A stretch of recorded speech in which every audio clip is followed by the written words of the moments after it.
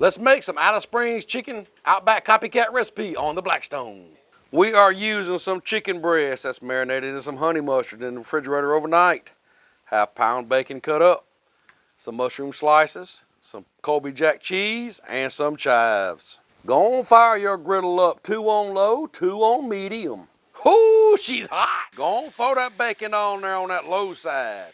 Bacon's almost done, throw on the mushrooms. Sear that chicken breast. Once you got a good sear on them, flip it over and sear the other side. Once chicken has a good sear on it, put down a cooling rack. Found this one at Walmart. Place your chicken breasts up here. Top with some mushrooms. Add you some bacon. Cover them in cheese. Dome them up. Now once these things reach an internal temp of 165, we're going to be eating. There it is. Outback Alice Springs chicken copycat recipe on the Blackstone. Here's to you. Yeah, buddy, that is good.